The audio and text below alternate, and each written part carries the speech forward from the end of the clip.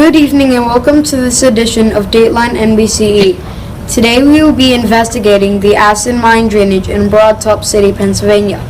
With us today is McKenna reporting on a brief history of Saxton, Pennsylvania, the small town below Broad Top City and the role Saxton played in the cause of this environmental situation.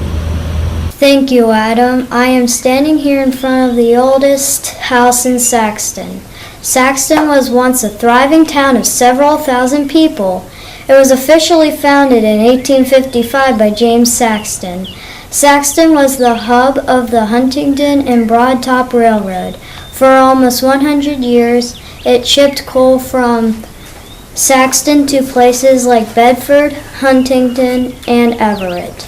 The thriving railroad attracted thousands of workers and their families to the town and surrounding areas. However, the prosperity would not last, as the mines began to become exhausted of coal after World War II. This, in conjunction with the recession of 1949, caused the railroad to shut down in 1955. Most of the buildings and infrastructure owned by the railroad were abandoned and has subsequently been salvaged or left to erode away. Adam? Interesting history, McKenna. Now reporting from Broad Top City, Pennsylvania, we have Olivia Helsel to talk about the history of the coal mines in that area. Thank you, Adam. Coal mining brought about jobs, heating, cooking, and electricity, but there was also a dark side to this industry. With me today is Alan Hess, head of the Broad Top Area Coal Miners Museum. Mr. Hess, can you please tell us about the experiences and hardships of the miners and their families as they struggled to survive? Well, thank you, Olivia, for inviting me to your school so that I can answer some of your questions about coal mining. Coal mining brought about a lot of jobs to the area, but it also brought a lot of hardships with it. The working conditions were very tough. Coal miners had to work long hours with very little pay, and the wages that they got had to go for basic needs like food, water, shelter. So there wasn't a lot of money left over to spend once those needs were met. So in addition to that, it was also very dangerous working conditions because the miners in the olden days, they had to go underneath the ground and into side of mountains to dig the coal. So very dangerous, very tricky, and the potential for an accident was very high when coal mining began. Can you please tell us a little bit about the labor union movement, miner strikes, and how this affected the mining industry? I sure can.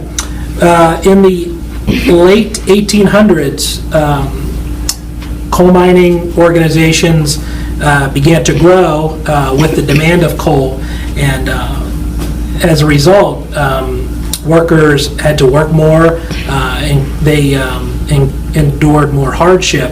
As a result, there was a collective agreement where miners would organize and form unions to be able to negotiate on their behalf for better wages, more safe working conditions, lower hours, but yet more pay. And that, like I said, that started in the late 1800s and continued through today, actually. So there's still labor unions related to mining today, but as mining companies grew larger, their power and influence grew as well, so much so that unions had a lot less what they call negotiating ability. So one of the results of that was that union members would have the potential to strike, and a lot of them did that. So all in all, it was to provide better working conditions and safer working conditions for the coal miners. And what now remains of the industry in this area today? That's a good question. So Coal mining was very popular and very in high demand in the late 1800s, early 1900s, but over time there began some alternative resources, so coal wasn't as popular as it used to be.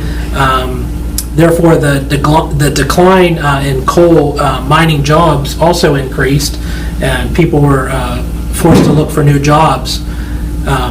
This day and age in our area, there's not any what we call deep surface mines where the miners actually go into the side of a mountain. It's more what they call surface mining, where big trucks and big equipment comes in and they dig the coal above ground. It's safer, and it produces the same result where the coal can be extracted from the land, but with a lot less of a cost and concern. Thank you, Mr. Hess. Adam? After the mining industry was gone, the Broad Top area was left with the hazardous acid mine drainage. Local streams, lakes, and drinking water were no good. They were considered dead as nothing was able to live in the waters and families were not able to drink or cook with it. With me today is Broad Top Township Secretary David Thomas to tell us about how the small town in Pennsylvania has taken watershed cleanup matters into its own hands and how their efforts are paying off. Mr. Thomas, can you please tell us how this approach was started and what was done to start cleanup in the mid-1990s? Well, I'd be happy to. Back in the 1990s, a group of people, concerned citizens, got together and formed a watershed committee because they wanted to have the area streams cleaned up. And once the watershed committee was formed, then they went about the work to get the streams cleaned up. And what was done from there? Well, from there, they first identified all the places on our streams where there was acid mine drainage. And once they did that, then they started collecting data to support the effort to clean it up. And by data, I mean they sampled the water and had it tested. What did it mean to you and your staff to have Longs Run removed from a list of impaired waters? Well, that was a great thing that happened. We put a lot of work in that. And what it meant to us, it validated all the hard work that we did. And not only did it validate the work that we did, it also showed the people that gave us money to fix the stream that actually the money was well spent. How have you helped other watershed groups and communities over the years? Well, we do that a couple different ways. We do periodic watershed festivals that are free to the public, and they can come and see exhibits and talk to the people that do the work. We also open up our projects to various schools, such as your school or colleges, and they come and they actually tour the sites and explain to all the students how they work. And we've also went to different conventions and gave workshops on how this stuff all came together. Where do you go from this point? Well, we keep doing what we're doing. We have 2 more streams that we need to get cleaned up. Of the 81 identified discharges, we actually have 45 cleaned up. And something new since we talked last, we had a study done on 6 Mile Run stream, and they sampled 7 different locations on the stream. And in all 7 locations, they found fish, which has never been in my lifetime before. So it validates what we're doing. Thank you, Mr. Thomas. And from all of us here at Dateline NBC News, have a great night.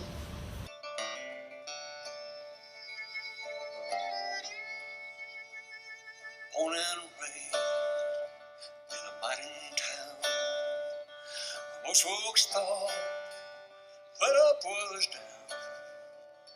We all lived and gave our soul, did it all, smoking coal. Let it roll at the crack of dawn. When I could, I'd tag along. Captain said, what if I don't make? Put a pick in that boy's hand.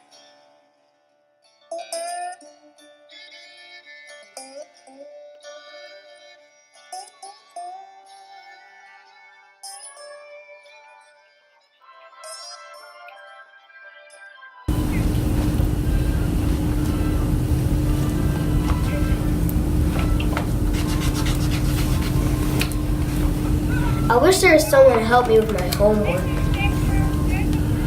And to help me stay awake. Look, there's a girl on the floor.